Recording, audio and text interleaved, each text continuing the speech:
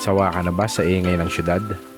Naghahanap ka ng bakasyonan na mala-probinsya ang datingan? Halika, sumama ka sa akin dito sa Maysilang, Cavite. May ituturo ko sa iyo na isang bakasyonan na talagang mapipil mo na nasa probinsya ka. Halika, tara, sama ka. At mula nga dito sa aming bayan ng Tanawan, bumiyahe kami ng mahigit 1 oras ng aking partner. Dumaan kami ng Talisay, umakit kami papuntang Tagaytay hanggang sa marating namin itong bayan ng Silang, Cavite.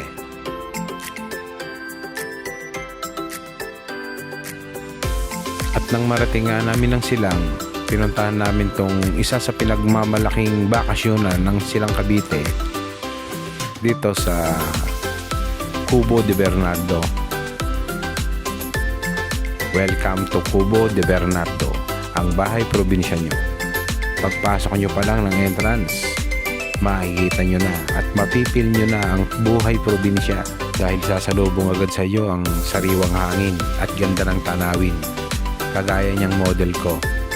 Hops, hindi receptionist yan ha. Siya po ang partner ko.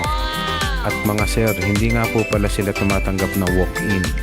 Kailangan nyo pong i-visit yung kanilang page na Cubo de Bernardo at i-message nyo lang para may assist kayo ng staff nila kung paanong gagawin nyo para sa advance booking.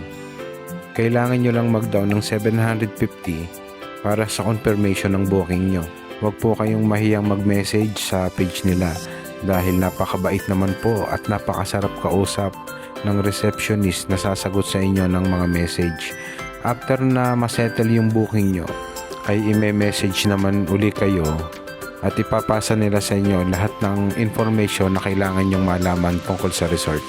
And sa date ng booking nyo, kailangan nyo lang dumaan dito sa magaganda at mababait nilang receptionist para may settle nyo na yung full payment.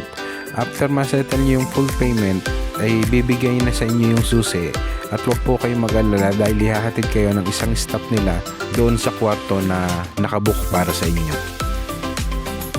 Oops, umpisa pa lang yan, wala pa tayo sa climax.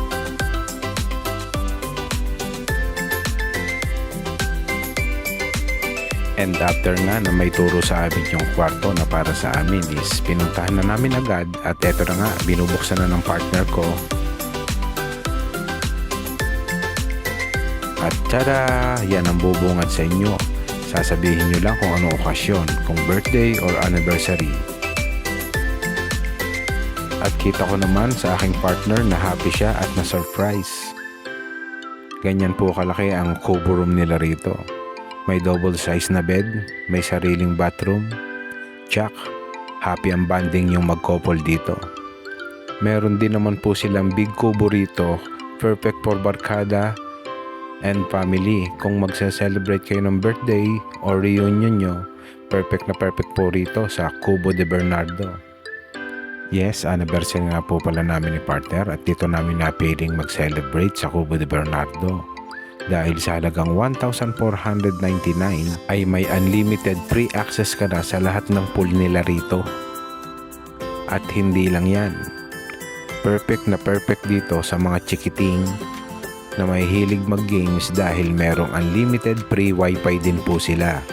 At meron din silang free coffee, meron din silang free breakfast na perfect kainin sa may garden area nila. Kaya ano pang hinihintay mo? Kuhanin mo na yung cellphone mo. Type mo lang, hanapin mo lang ang page ng Cubo de Bernardo para kagaya namin, ma-experience mo rin ang ganda at buhay sa probinsya. Kaya ano pang hinihintay mo? Tara, pabook ka na.